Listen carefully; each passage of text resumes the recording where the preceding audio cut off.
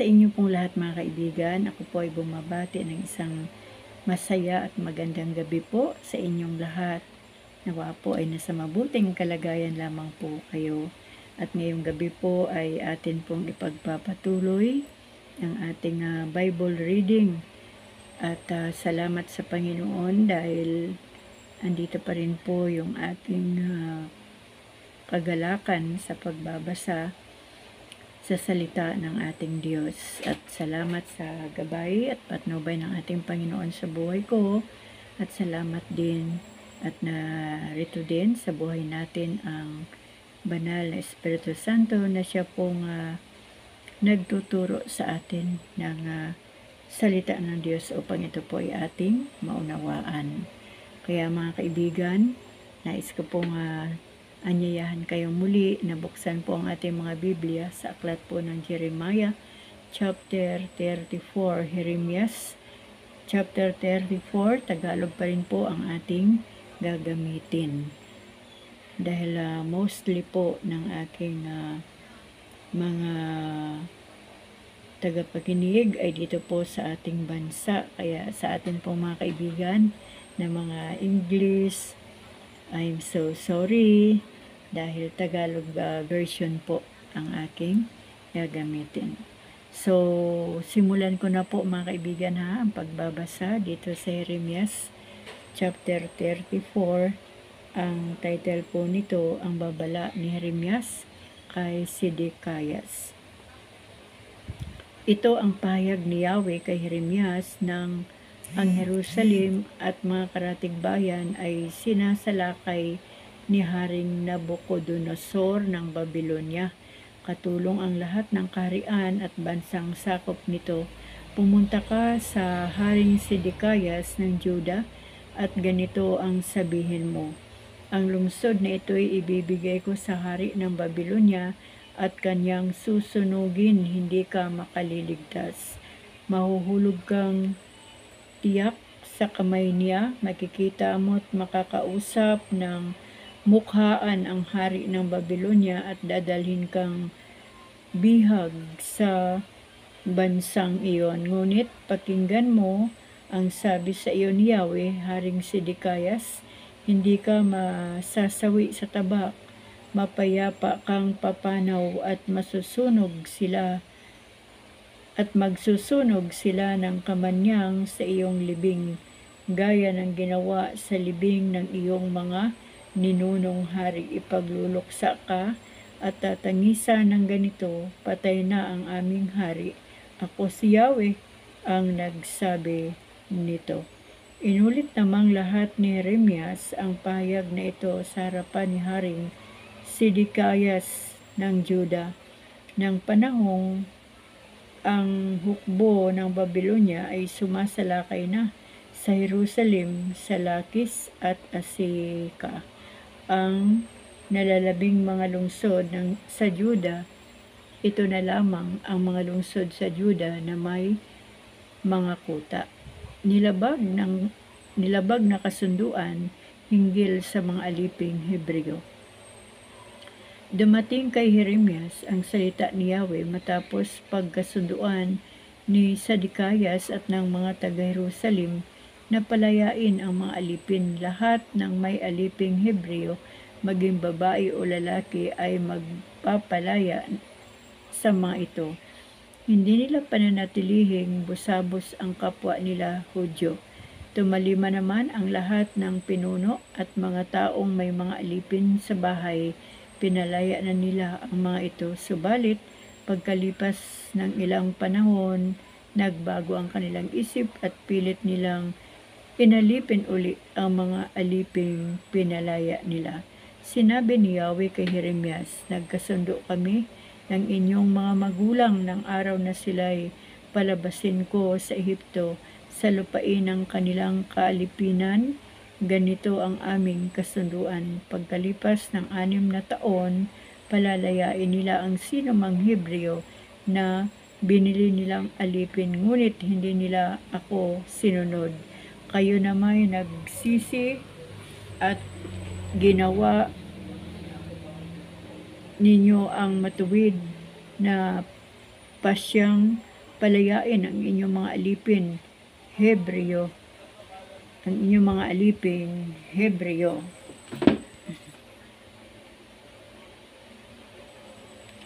Pinagtibay ninyo ito sa aking harapan, sa templong itinayo ninyo sa karangalan ko, ngunit nagtaksil din kayo at nilapastangan ninyo ang aking pangalan ng muli. Ninyong alipinin ang mga lalaki at babaeng inyong pinalaya. Kaya nga, sinasabi ni Yahweh, hindi ninyo ako tinalima matapos ninyong ipahayag na palalayain ang inyong mga kalahi. Kaya naman, bibigyan ko kayo ng kalayaan, ang kalayaang mamatay sa tabak, sa salot at sa gutom. Lahat ng bansa ay masisindak sa aking gagawin sa inyo. Niwalang kabuluhan ninyo ang aking tipan at hindi ninyo tinupad ang tuntuning sinang-ayunan ninyong gawin. Gagawin ko sa inyo ang ginawa ninyo sa guyan ng tipan na inyong pinatay, hinati at tinaanan sa pagitan. Ang mga pinuno ng Juda at Jerusalem, ang mga saserdote at lahat ng dumaan sa guyang hinati ay ibibigay ko sa kaaway. Masasawi sila at ang bangkay nila ay kakanin ng mga ibon at mababangis na hayop. Ibibigay ko si Sedekiyas, hari ng Juda, at ang kanyang mga pinuno sa mga kaaway na tumutugis sa kanila at hukbo ng hari ng Babylonia.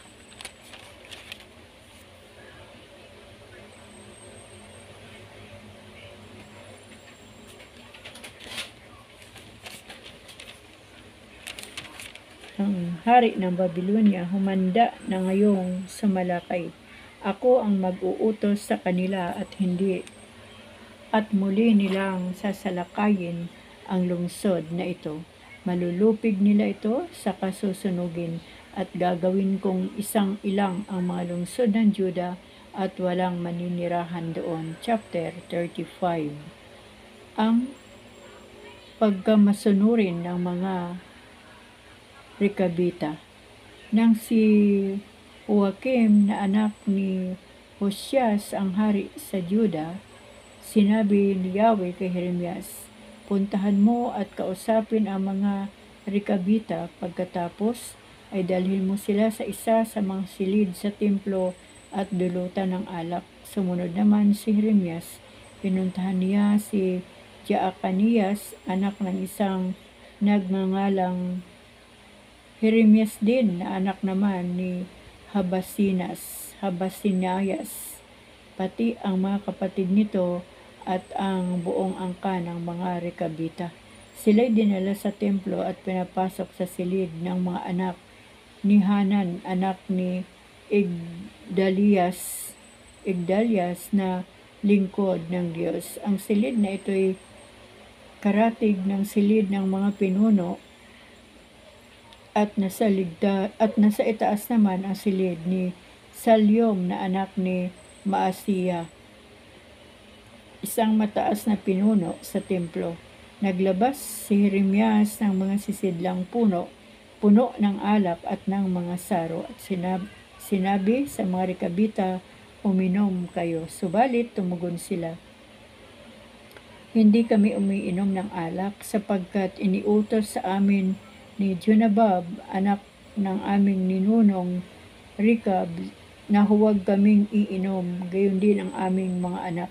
Iniutos din niya na huwag kaming magpatayo ng mga bahay, magbubungkal ng bukirin at magtatanim sa mga ubasan o bibili ng mga ito. Inatasan niya kaming manirahan habang buhay sa mga turda upang patuloy kaming manirahan sa lupain na pinananahanan namin bilang mga dayuhan. Sinusunod namin ang lahat ng bilin ni Jonadab, kahit kailan ay hindi kami umiinom ng alak, pati ang aming mga asawa at mga anak. Hindi kami nagtatayo ng bahay, wala kaming mga ubasan, bukirin at triguhan. Sa mga tulda kami nakatira.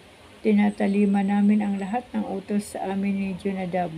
Ngunit nang sakupin ni Haring Nabucodonosor ang bayang ito, nagpunta kami sa Jerusalem upang makaiwas sa mga hukbo ng Babylonia at Syria, kaya kami naninirahan ngayon sa Jerusalem. Pagkatapos, sinabi ni Yahweh kay Jeremias, sabihin mo sa mga taga-Juda at taga-Jerusalem, ganito ang ipinasasabi ni Yahweh, ang makapangyarihang Diyos ng Israel. Bakit ayaw ninyong makinig sa akin at tumalima sa mga utos ko?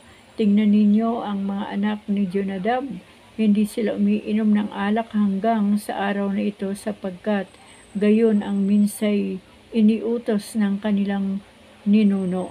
Lagi akong nagsusugo ng aking mga aliping propeta upang sabihin sa inyong talikdanan ninyo ang inyong masamang pamumuhay at gawin ang nararapat. Binabalaan nila kayo na huwag sasamba at maglilingkod sa ibang Diyos upang patuloy kayong manirahan sa lupaing ibinigay ko sa inyo at sa mga ninuno ninyo. Datapwat ayaw kayong makinig sa akin.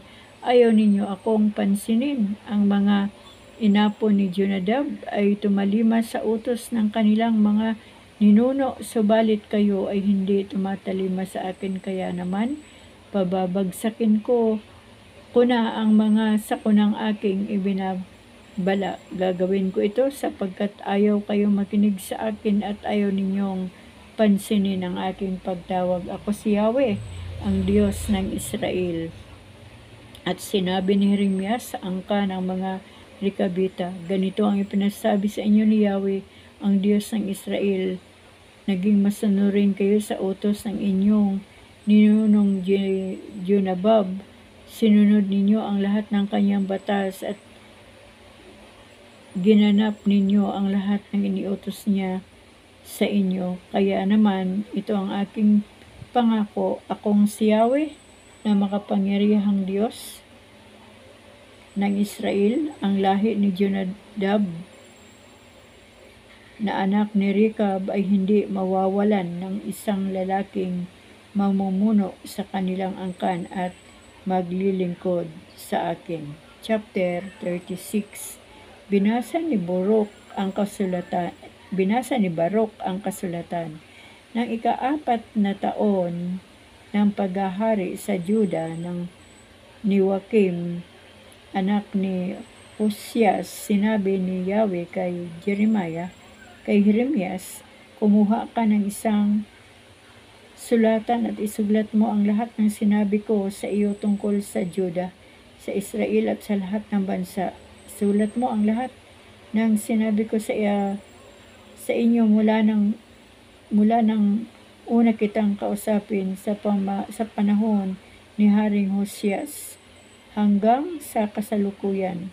Marahil kung maririnig ng taga-Juda ang lahat ng kapahamakan binabala kong iparana sa kanila, tatalikdan nila ang kanilang masamang pamumuhay at ipatatawad ko naman ang kanilang kasamaan at mga kasalanan. Kaya tinawag ni Jeremias si Baruk, anak ni Nerias, isinalaysay niya rito ang lahat ng sinabi sa kanya ni Yahweh.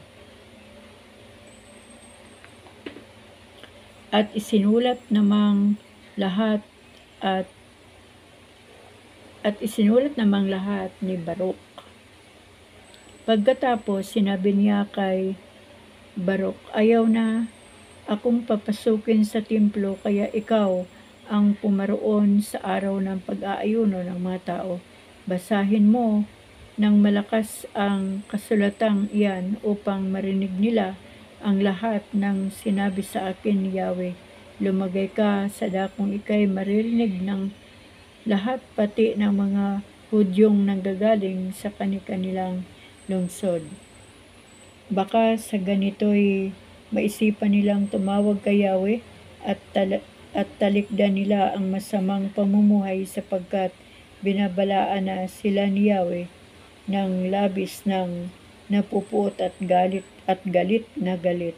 Tumalima naman si Baruk, binasa niya ng malakas sa loob ng templo ang mga pangungusap ni Yahweh.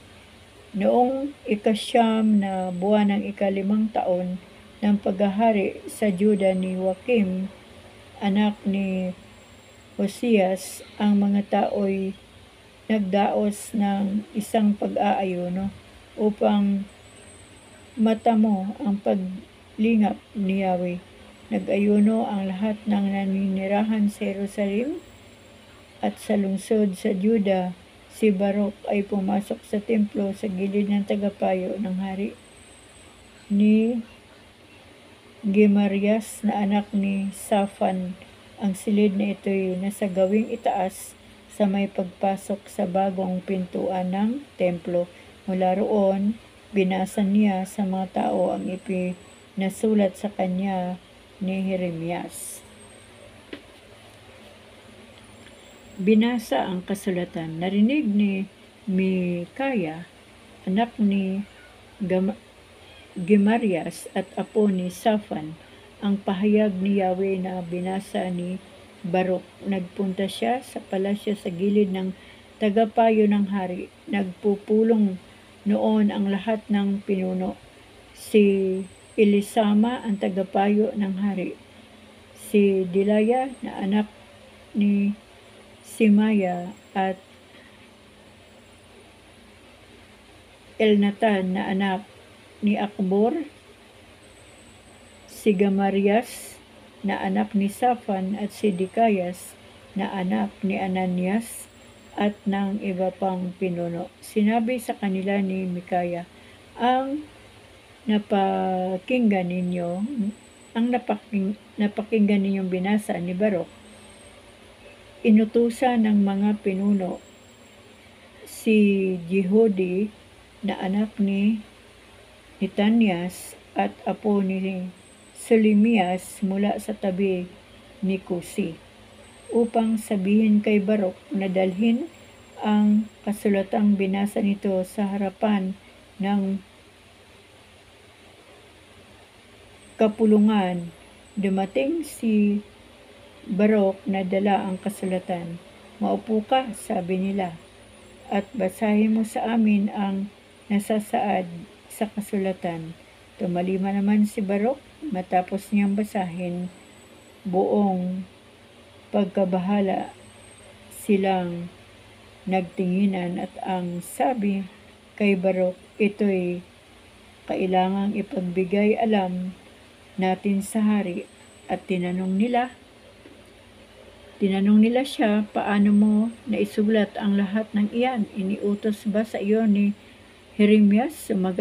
Sumagot si Baruch, ang bawat kataga nito'y sinabi sa akin ni Jeremias at isinulat ko naman. Sa gayoy, sinabi nila, magtago na kayo ni Jeremias, huwag ninyong ipaalam kahit kanino ang kinaroroonan ninyo. Ipinasunog ang kasulatan. Ang kasulatan ay inilagay ng mga pinuno sa silid ni Elisama, ang mga tagapayo ng hari. Pagkatapos, nagtungo sila sa bulwagan ng hari at ibinalita sa kanya ang lahat.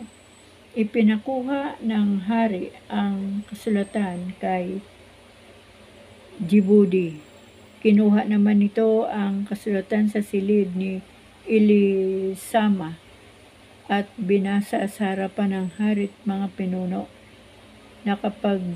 Nakapaligid sa kanya taglamig noon at ang mga hari na sa kanyang silid na may apoy na painitan. Pagkabasa ni Jehudi ng 3 o 4 na hanay, pinutol ng hari ang bahagyang iyon sa pamagitan ng isang lanseta at inihagis sa apoy.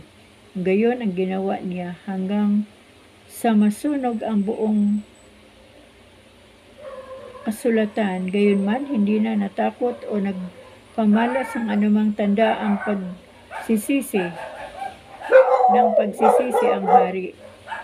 At sino man sa mga pinuno niya, bagamat nakiusap sa hari sina Elnatan, Delaya at Gemarias na huwag sunugin ang kasulatan, sila'y hindi pinansin. Pagkatapos, iniutos niya kay Prinsipe Hiramiel na isama si Asriel na anak ni Seraya at ni Abdil na anak ni Selemias upang dakpin si Propeta Jeremias at ang kalihim nitong si Baruk. Subalit sila'y ikinubli ni Yahweh. Isinulat uli ang nilalaman ng sinunog na kasulatan. Matapos sunugin ng hari ang kasulatang ipinasulat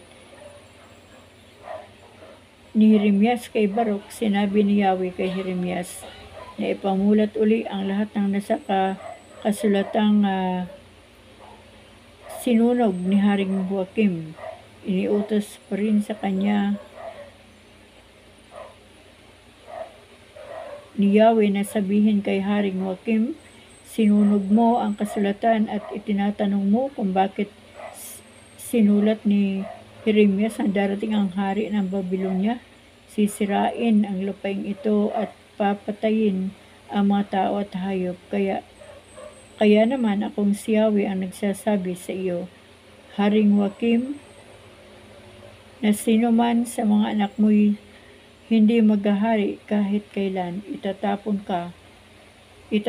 sa labas ang iyong bangkay. Grabe po na mga parusa o penalty mga kaibigan. Nasa chapter 36 pa rin po tayo mga kaibigan.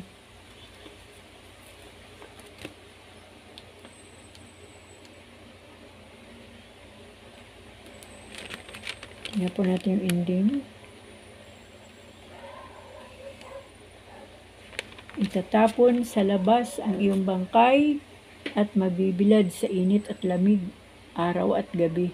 Parurusahan kita at ang iyong mga inapo, pati ang iyong mga pinuno dahil sa mga kasalanan ninyo. Ang mga babala ko'y hindi mo pinansin, gayon din ang mga taga-Jerusalem at taga-Juda. Kaya babagsakin ko na ang inyong lahat. Pababagsakin ko na sa inyong lahat ang mga kapahamakang ibinabanta ko. Kumuha nga si Jeremias ng isang susulatan at ipinasulat uli kay Baruk ang lahat ng nasa kasulatang sinunog ni Haring Joachim. Nagdagdag din si Jeremias ang maraming bagay na tulad ng ipinasulat niya kay Baruk. Chapter 37. Ang kahilingan ni Sedekiyas kay Jeremias. Si Sedekiyas na anak ni Haring Hosheas ang inilagay ni Haring Nabucodonosor bilang hari ng Juda sa halip ni Conias, anak ni Haring Joachim. Ngunit ang pahayag ni Yahweh na ipinasasabi kay Propeta Jeremias ay hindi rin dininig ni Sedekiyas ng kanyang mga pinuno at ng mga tao. Inutusan ni Haring Sedekiyas si Jokal, anak ni Selemias, at ang saserdoteng si Sophonias na anak ni Maasyas upang hilingin kay Jeremias ang idalangin kay Yahweh ang kaharian. Hindi pa nabibilanggo si Jeremias ng panahong iyon. Malaya pa siyang nakapaglalabas masok sa bayan. Samantala, lumabas na ng Ehipto ang hukbo ng Paraon upang tumuloy sa Juda. Nang mabalitaan ito ng mga taga-Babylonia na sumasalakay sa Jerusalem, iniwan muna nila ito upang harapin ang mga Ehipsyo. Noon sinabi ni Yahweh kay Jeremias, sabihin mo sa hari ng Juda na nagsugo sa iyo upang sumangguni sa akin ang hukbo ni Faraon na inaasahan mong darating upang tumulong sa inyo ay babalik sa Ehipto. Sa halip, ang mga taga-Babylonia ang darating. Muli nilang sasalakayin ang lungsod Kukubkubin at susunugin, akong si Yahweh ay nagbababala sa iyo. Huwag mong dayain ang iyong sarili. Huwag mong akalaing ligtas ka sa ilang. Sorry po mga kaibigan. Huwag mong akalaing ligtas ka na sa mga taga-Babilonya. Tiyak na babalik sila at kahit na matalo mo pa ang buong hukbo ng Babilonya, ano pa walang matira sa kanila kundi ang mga sugatang nasa kanilang mga tulda. Babangon ang mga ito at sasakupin nila ang lungsod at tuluyang susunugin. Ibinilanggo si Jeremias. Nang umurong ang mga taga-Babilonya upang harapin ang hukbo ng Faraon na sasaklolo sa Jerusalem, binalak ni Jeremias na pumunta sa lupain ng Benjamin para kunin ang kanyang bahagi sa ari-arian ng kanyang sambahayan. Ngunit pagsapit niya sa pintuan ni Benjamin, pinigil siya ni Arias, anak ni Selimayas at apo ni Ananias. Ito ang pinuno ng mga bantay sa pintuang ayon. Sa pintuang iyon, tumatakas ka upang pumanig sa mga Kaldeyo? Sabi sa kanya. Sumagot si Jeremias, hindi totoo ang bintang mo. Hindi ako pumapanig sa kanila, subalit ayaw maniwala ni Arias. Dinakip niya si Jeremias at dinala sa mga pinuno. Galit na galit ang mga ito kay Jeremias.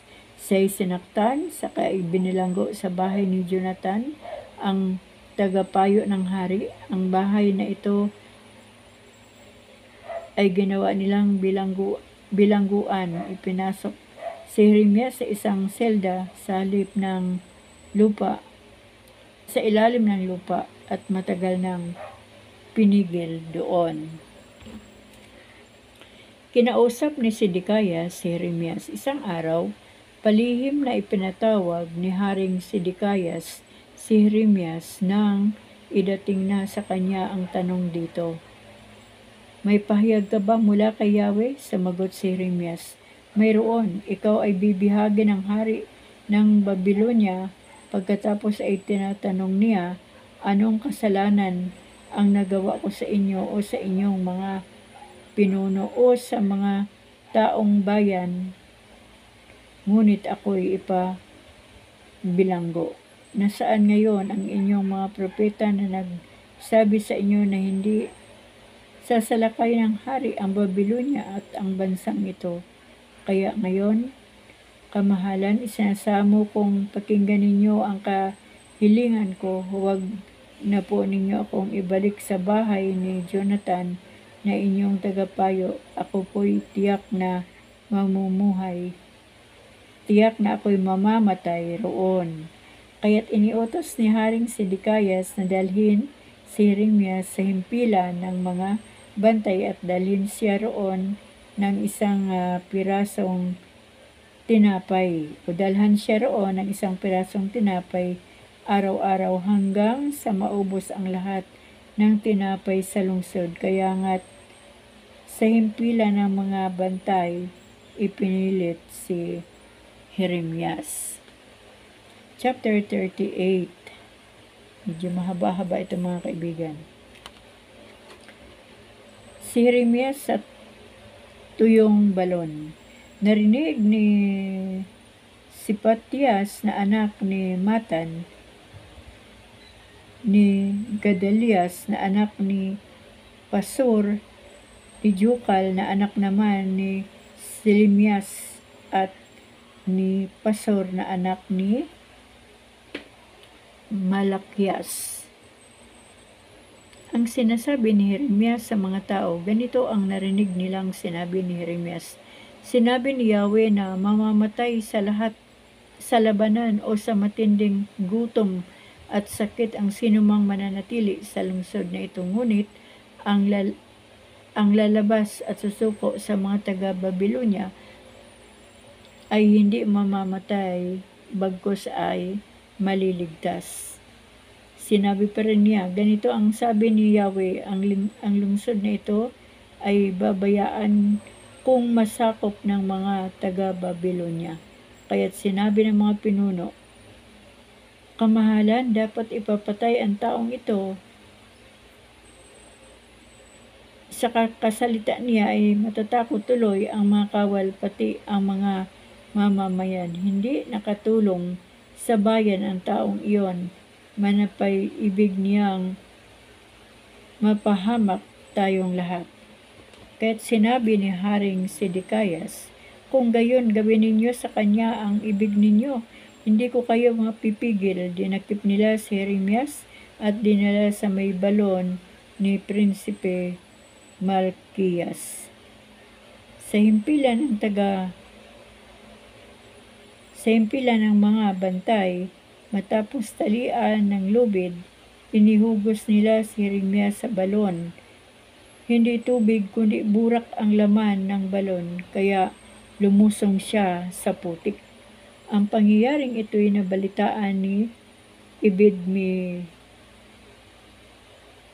Ebed-Melech, isang Ethiopian naglilingkod sa palasyo ng hari. Ang hari naman ay kasalukuyang nasa may pintuan ni Benjamin. Pumunta roon si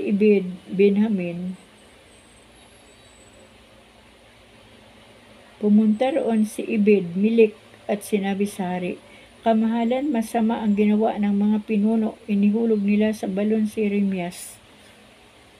Maaring mamatay siya sa gutom pagkat wala ng pagkain sa lungsod. Iniutos ng hari na magsama si Ebed-Melech ng 3 lalaki at pagtulong-tulungan nilang iahon sa balon si Jeremias at baka mamatay. Isinama ni Ebed-Melech ang mga lalaki. Kumuha sila ng mga lumang damit sa taguan at inihugos na kasama ang lubid kay Jeremias. Sinabi ni Ebed-Melech kay Jeremias, isapin po ninyo sa inyong katawan ang mga damit para hindi kayo masaktan ng lubid. Sumunod naman si Jeremias at hinila nila siya hanggang sa maiahon. Iniwan nila si Jeremias sa himpilan ng mga bantay. Nasa chapter 38 pa rin po tayo, mga kaibigan. Si Sedekiyas ay humingi ng payo kay Jeremias. Ipinatawag si Haring Sedekiyas si Jeremias at kinausap sa ikatlong pintuan ng templo. May itatanong ako sa iyo, ni huwag kang maglilihim sa akin kahit ano, sabi ng hari. Sumagot si Jeremias, kung sabihin ko sa inyo ang katotohanan, ipapapatay ninyo ako at kung payuhan ko naman kayo, ayaw ninyong pansinin. Palihim na nangako kay Jeremias si Haring Sedekiyas. Buhay si Yahweh na nagbibigay buhay sa atin. Ipinapangako kung hindi kita ipapapatay at hindi rin kita ipagkakanulo sa mga taong ibig pumatay sa iyo. Matapos marinig ang gayon, sinabi ni Jeremias kay Sedekiyas, ang sabi ni Yahweh, ang Diyos ng Israel, kung kayo'y susuko sa mga pinuno ng hari sa Babylonia, maliligtas ang buhay ninyo at hindi nila susunugin ang lungsod. Kayo at ang inyong sambahayan ay maliligtas, ngunit kung hindi kayo susuko, ibibigay sa taga-Babylonia ang lungsod na ito. Susunugin nila ito at hindi kayo makaliligtas. Sumagot si Haring Sedekiyas, Natatakot ako sa mga Hudyong pumanig sa mga taga-Babylonia. Baka ibigay ako sa kanila at ako'y pahirapan nila. Hindi kayo ibibigay sa kanila, sabi ni Jeremias. Ipinakikiusap kung sundin ninyo ang salita ni Yahweh gaya ng pagkakasabi ko sa inyo, sa gayoy mapapabuti kayo at maliligtas. Ipinaalam na sa akin ni Yahweh sa pamagitan ng isang pangitain ang mga pangyayari kapag hindi kayo sumusuko. Tumingin kayo, inilabas na ng mga pinunong taga-Babylonia ang lahat ng babaeng naiwan sa palasyo ng hari ng Juda. Pakinggan ninyo ang sinasabi nila. Ang hari iniligaw ng pinakamatalik niyang kaibigan. Nanalig siya sa kanila at ngayong nakalubog sa burak ang kanyang mga paa, iniwan siya ng mga kaibigan niya. Pagkatapos ay sinabi ni Jeremias, bibihagin ng mga taga-Babylonia ang lahat ng babae at mga bata, pati ikaw ay hindi makaliligtas. Dadalhin kang bihag. Susunugin ang lungsod na ito, sumagot si Sedekias, huwag mong ipaalam kahit kanino ang pag-uusap na ito at hindi na manganganib ang buhay mo. Kung mababalitaan ng mga pinuno na kinausap kita, lalapitan kanila at itatanong kung ano ang pinag-uusapan natin. Mangako pa sila na hindi ka papatayin kung magtatapat.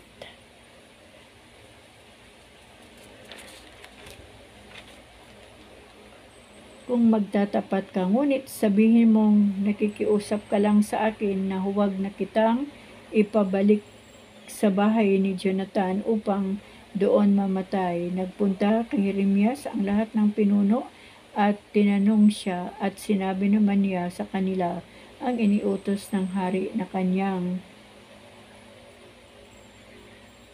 isagot. Wala silang magawa sapagkat walang nakarinig sa pag-uusap nila at nanatili si Jeremias sa himpilan ng mga bantay hanggang sa masakop ang Jerusalem. Chapter 39. Bumagsak ang Jerusalem.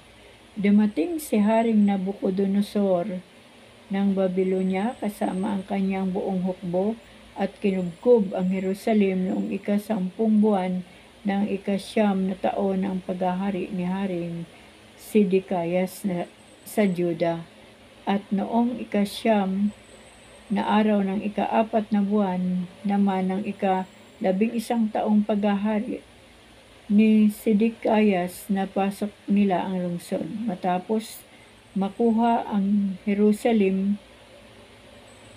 lahat ng pinuno ng hari ng Babylonia ay nagsama-samang naupo sa gitnang pintuan ng lungsod. Kabilang dito sina Mergal, Sarezer, Samgar-Nebo, Soriquem ng Rabsaris, Mergal, Sarezer ng Rabmag at ang iba pang mga pinuno ng hari ng Babylonia. Nang makita ni Sedekias at ang kanyang mga tauhan ang nangyayari, tumakas sila. Pagsapit ng gabi, sila'y dumaan sa halamanan ng hari sa pintuang nasa pagitan ng dalawang muog at nagpunta sa lambak ng Jordan. Ngunit hinabol sila ng mga taga-Babylonia at inabutan sa kapatagan ng Jericho. Nabihag si Sedekias at ang mga kasama niya. at dinala kay Haring Nabucodonosor na nooy na sa Ribla, lupain ng Hamat. Sa halip ng kanilang pagsusumamo, iginawad ni Nabucodonosor ang hatol sa kamatayan. Pinatay ang mga anak na lalaki ni Sedekiyas sa harapan niya. Pinatay rin ang mga pinunong kasama ni Sedekiyas. Ipinadukit ang mga mata ni Sedekiyas sa kanya, nilagyan ng mga pangaw na tanso upang dalhin sa Babylonia. Sinunog din ng mga kaaway ang palasyo ng hari at ang mga bahay sa lungsod, at ipinaguho ang mga muog ng Jerusalem sa pangangasiwa ni Nebuzaradan, kataas-taasang pinuno ng hukbo. Dinalang bihag sa Babylonia ang mga taong nalalabi sa lungsod, pati yaong pumanig sa kanya. Ang tanging iniwan ni Nabucodonosor sa lupain ng Juda ay ang may hirap sa taong walang anumang ari-arian. Binigyan pa niya sila ng mga ubasan at bukirin. Kinalingan ni Nabucodonosor si Jeremias. Iniutos ni Haring Nabucodonosor kay Nebuzaradan, kunin mo si Jeremias at alagaang mabuti. Huwag mo siyang sasaktan at susundin mo ang kanyang kahilingan. Kaya tinipon ni Nebuzaradan, pinuno ng mga bating Nergal-Sarecer, namumuno sa mga pangunahing kawal, at ang lahat ng pinuno ng hari sa Babylonia. Kinuha nila si Jeremias mula sa himpilan ng bantay at inilipat sa bahay ni Gedalias, anak ni Abraham, na anak naman ni Safan. Doon siya tumira kasama ng sarili niyang mga kababayan. Tiniyak kay Ebed-Melech ang pagkalinga niya.